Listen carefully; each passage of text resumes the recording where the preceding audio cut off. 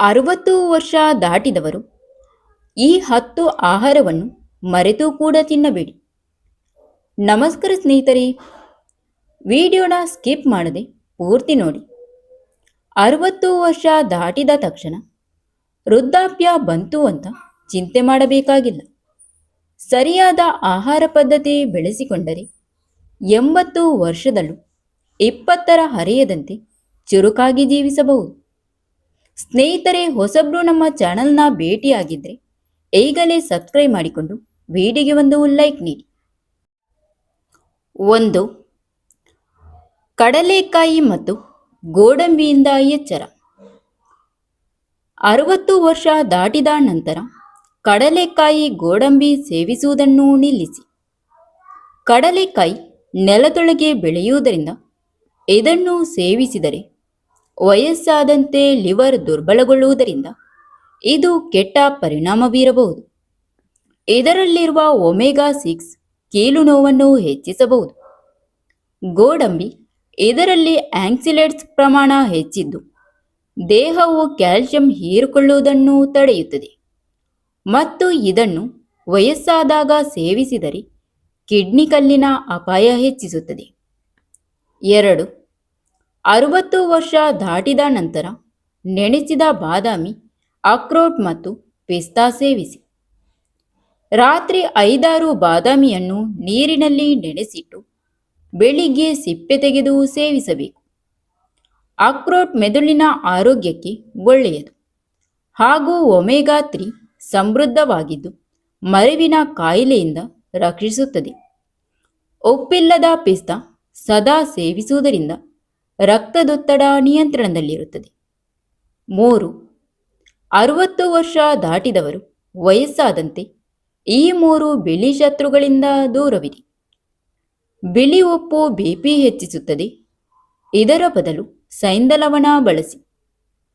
ಬಿಳಿ ಸಕ್ಕರೆ ರೋಗನಿರೋಧಕ ಶಕ್ತಿಯನ್ನು ಕಡಿಮೆ ಮಾಡುತ್ತದೆ.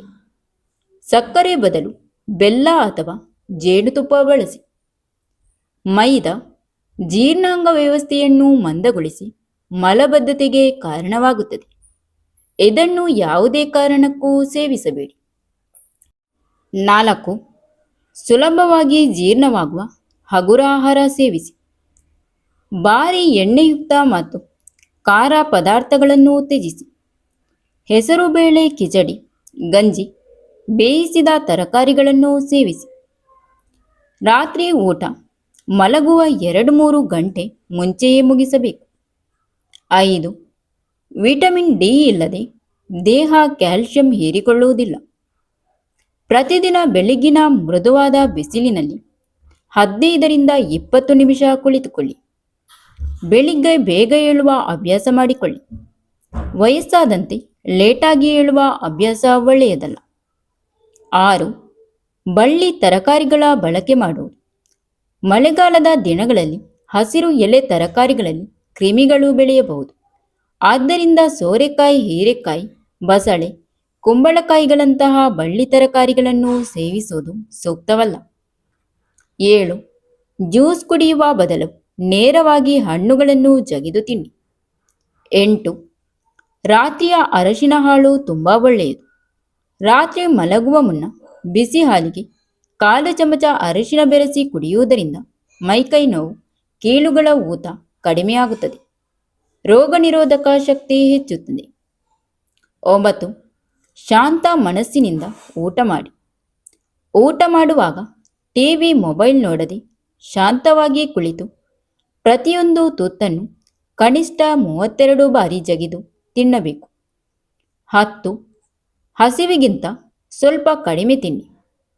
ಹಸಿವಿಲ್ಲದಿದ್ದರೂ ಬಲವಂತವಾಗಿ ತಿನ್ನಬೇಡಿ.